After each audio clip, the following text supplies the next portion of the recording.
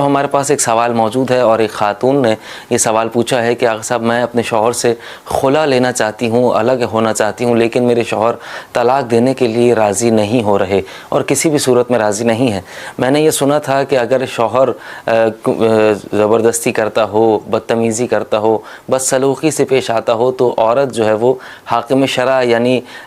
جو مجتہد کا وکیل ہے اس کے پاس جا کر طلاق حاصل کر سکتی ہے اور دیگر معاملات اس کو بتا کر اپنے مسئلے کا حل وہاں سے تلاش کر سکتی ہے۔ آقا صاحب یہ حاکم شرع کیا ہوتا ہے اور مجتہد کا وکیل کون ہوتا ہے؟ ہم اس کی پہچان کیسے کریں اور کس طریقے سے اس تک پہنچیں، اور کیا طریقہ کار ہونا چاہیے کہ ہم اس کو اپنا مسئلہ بیان کریں اور وہ ہماری مشکل آسان کر دے؟ آقا صاحب اس کے حوالے سے بیان فرمائیے گا۔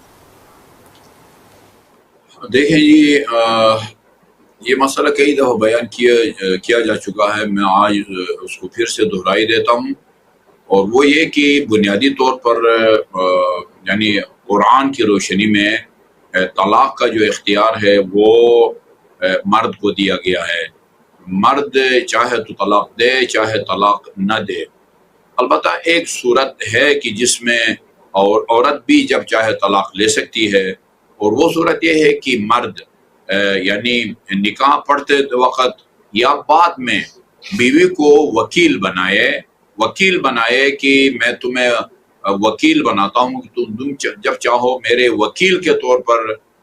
طلاق لے سکتی ہو۔ اگر اس قسم کی وکالت دی ہو، اپنی بیوی کو وکیل بنایا ہو، پھر وہ جب چاہے بدتمیزی کرتا ہو، بدسلوکی کرتا ہو یا کسی بھی وجہ سے وہ طلاق لے سکتی ہے۔ لیکن جب تک اس طرح کی صورتحال نہ ہو، اگر شوہر نے بیوی کو وکیل نہیں بنایا تو بنیادی طور پر طلاق کا جو اختیار ہے وہ شوہر کے پاس ہے۔ اچھا، یہ جس صورت کی طرف انہوں نے اشارہ کیا ہے خاتون نے کہ حاکم شرع اپنے اختیارات استعمال کر کے طلاق دے سکتا ہے، وہ بدتمیزی یا اس کی کوئی چال چلن، یا مثلا وہ نماز نہیں پڑھتا، نشہ کرتا ہے، یا مثلا کسی کے ساتھ تعلقات، یہ اس طرح کی جو کمزوریاں ہیں یا گناہ، اس کی وجہ سے حاکم شرع اپنے اختیارات استعمال کر کے خاتون کو فارغ نہیں کر سکتا۔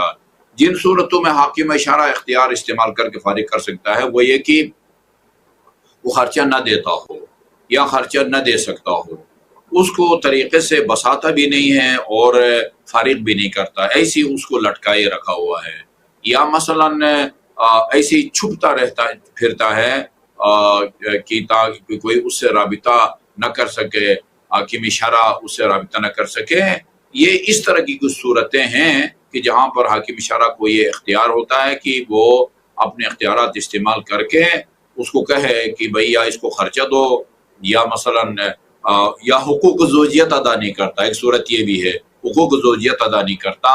ایسی صورتوں میں خاتون حاکم شرع کے پاس جاتی ہے، ظاہر ہے مجتہد تک تو اس کی رسائی نہیں ہوتی۔ تقریباً پاکستان کے ہر شہر میں ہر مجتہد کا کوئی نہ کوئی وکیل ہوتا ہے، وہ اس وکیل کے پاس جاتی ہے اپنا کیس لے کے، وہ پھر تحقیق کرتا ہے کہ